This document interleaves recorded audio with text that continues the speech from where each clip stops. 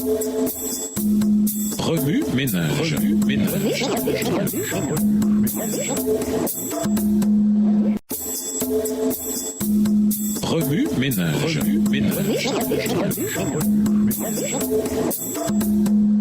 Bienvenue dans votre émission. Remue ménage. Nous voilà à la leçon de lundi. Les étoiles paraissent plus éclatantes la nuit. Lisons Éphésiens 6, verset 17. Éphésiens 6, verset 17.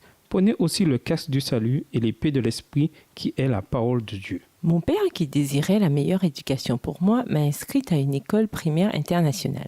Comme il y avait cours le samedi, il a demandé aux administrateurs de m'en exempter. Mais avec le temps, ils ont oublié leur entente. Certains m'ont même exigé que je ne vienne pas en classe le lundi suivant. Malgré tout, j'ai continué à observer le sabbat. Chaque semaine, mon père s'assurait que j'avais mon guide de l'école du sabbat avec moi quand je retournais en classe. Le sabbat, je révisais toute la leçon. Plus tard, j'ai fait la connaissance d'autres élèves adventistes.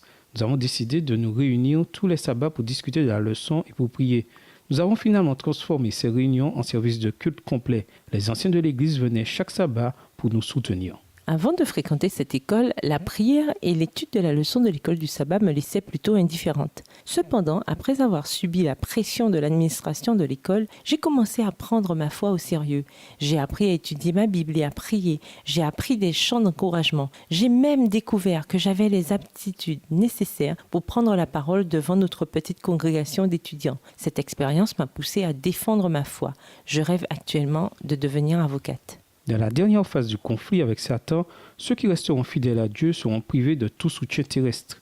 Parce qu'ils auront refusé de violer sa loi pour obéir au pouvoir terrestre, on leur interdira d'acheter ou de vendre. On finira par décréter qu'ils soient mis à mort. Mais à ceux qui obéiront est faite cette promesse. Celui-là habitera dans les lieux élevés.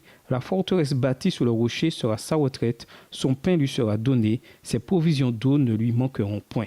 Ésaïe 33, verset 16. Ceux qui s'efforcent d'observer tous les commandements de Dieu devront affronter l'opposition et la moquerie. Ce n'est que par la confiance en Dieu qu'ils pourront subsister. Il faut, pour faire face aux épreuves qui les attendent, qu'ils comprennent la volonté de Dieu telle qu'elle est révélée dans sa parole.